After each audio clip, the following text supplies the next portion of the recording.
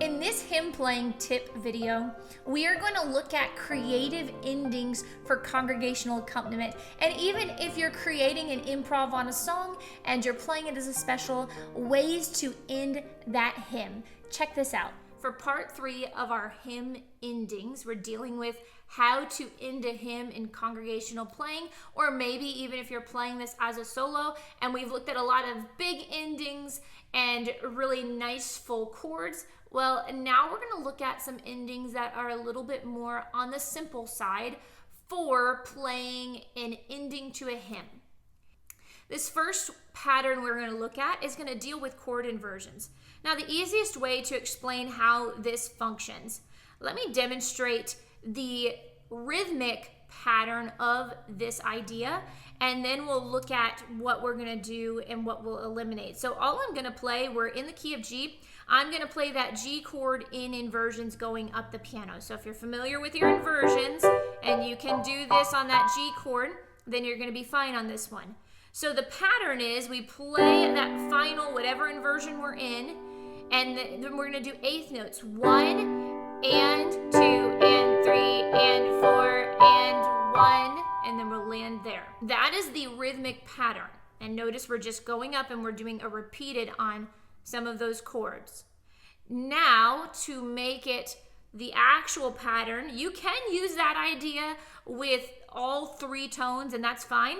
But what we're going to do with each inversion, instead of playing all 3 notes as we go up, we're going to eliminate the middle note. So I'm going to keep the shell of the inversion. So that means when I go up to here, that was the middle note, I'm going to eliminate it. Up to here, that was the middle note, I'm going to eliminate it.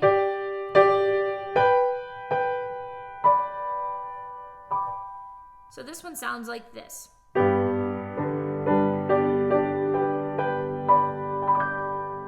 In my left hand here, I'm just rolling it, following it slowly up the piano. The next pattern is a pretty common one in arrangements. I'm going to play it slowly, let you watch me play it, and then we're going to talk about what I'm actually playing. So we're in the key of G, and watch what I do here with this pattern.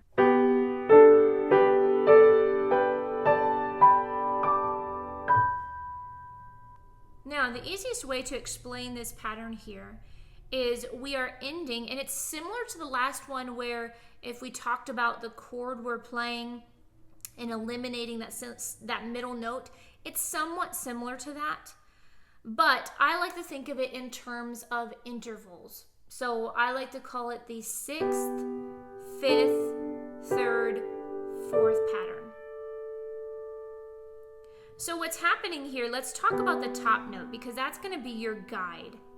We're playing a G chord with an added second.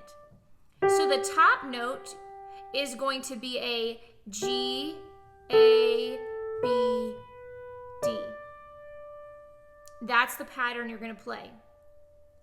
And under that chord, you have a 6th. Under the A is a 5th, B, 3rd, D, 4th, and then we repeat it. 6th, 5th, 3rd, 4th. And so that one will sound like this when we're adding it into an ending.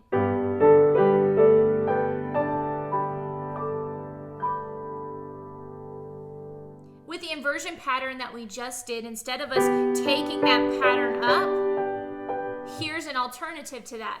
So maybe you're ending a song that is a little bit more mellow, and we're finishing out that final phrase.